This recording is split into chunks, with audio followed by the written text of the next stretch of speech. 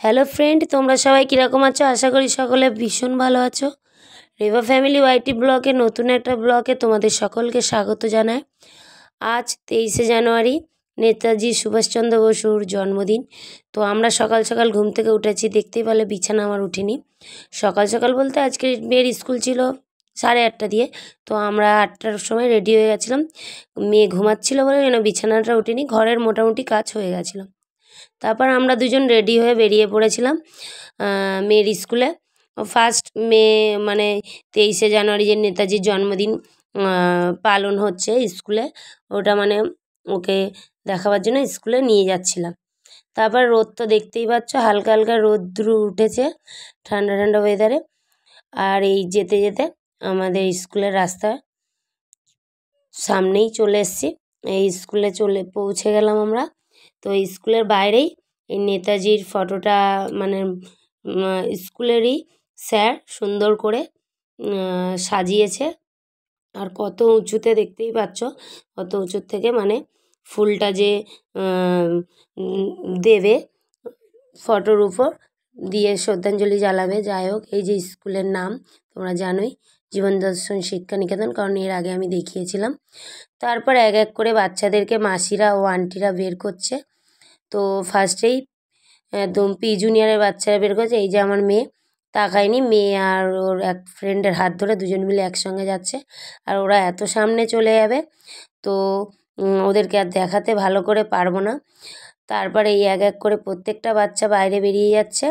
আর এই দিকে আর মেয়েদেরকে মানে আমার মেয়ে আরও সব ওর ফ্রেন্ডরা আরও মানে সব ক্লাসেরই বাচ্চারা একই জায়গায় সব কটা। আর স্কুলের সামনেটাই মানে দাঁড় করিয়েছে, কিন্তু প্যাসেজটা খুব ছোট, কারণ রাস্তা ওটা।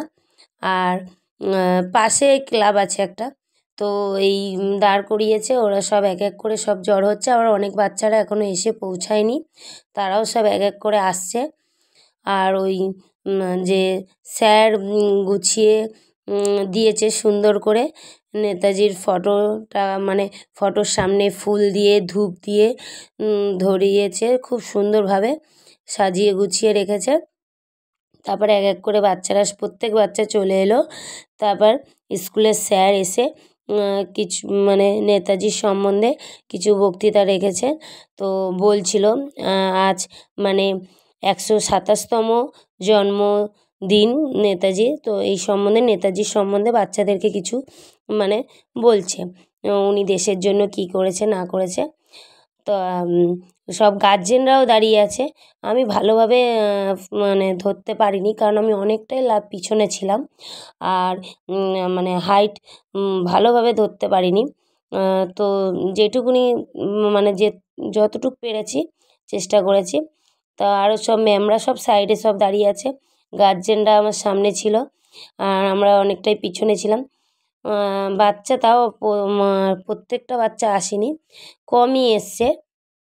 আর যদি লাইন বাই লাইন দাঁড়াতো তাহলে হয়তো ভালোভাবে একটু তুলতে পারতাম, যেহেতু এক জায়গায় সব জড়ো হয়ে জায়গা মানে প্যাসেজটা খুব ছোট, ওই কারণে।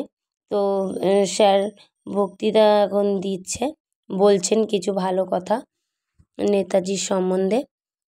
আমি আমি তোমাদেরকে আওয়াজটা দিতে পারছিলাম না, কারণ পাশেই ক্লাব, সেখানেও এরম পতাকা তোলা হচ্ছে, তো গান চালিয়েছিল। আর এখানে গান কোনো মতে অ্যালাউ নেই, ওই কারণে আমি তোমাদেরকে ভয়েসটা দিতে পারিনি।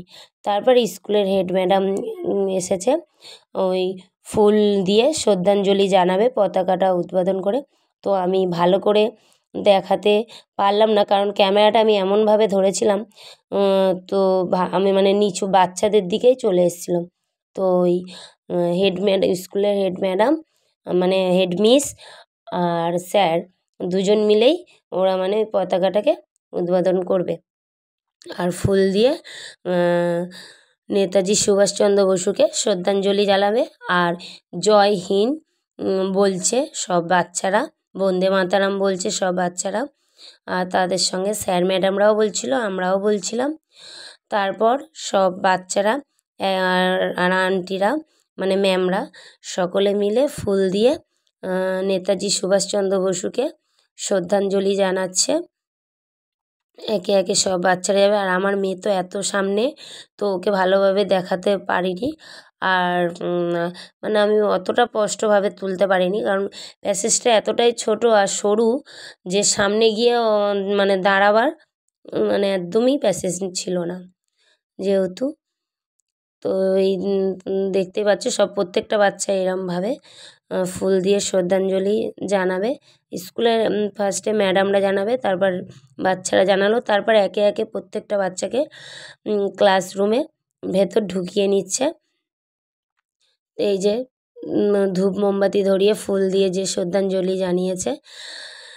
আবার তারপরে এই গার্জেনরা সব দাঁড়িয়েছিল, আমরাও গেটের সামনে দাঁড়িয়েছিলাম। তারপর মেয়ে এসেছিলো, মানে ঢুকিয়ে নিয়েছিল যেহেতু। তারপর মেয়ে আসার পর মেয়ের হাতে একটা চকলেট দিয়েছিল, আর মেয়েকে আমি শিখিয়ে দিয়েছিলাম ফুল দিয়ে প্রণাম করার জন্য, ওই কারণে ও ফুল দিয়ে প্রণাম করছিল। তারপর চকলেটটা যে হাতে দিয়েছে ওই হাতে দেখাতে দেখাতে চকলেটটা নিয়ে ও চলে যাচ্ছে, কারণ সামনে ওর একটা ফ্রেন্ড বাড়ি চলে যাচ্ছে বলে তাড়াহুড়ো করছিল। তো ফ্রেন্ড তো চলেই গেল, আর স্কুল থেকে বেরিয়ে ও ফার্স্ট এই চকলেটের দোকানটায় ঢুকবে, যত রাজ্যের ভুলভাল চকলেটগুলো কেনে।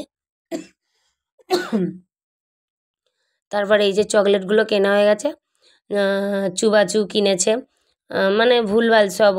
চুবাচুগুলো অবশ্য একার জন্য না, ও দিদি বোনকে দেবে বলে।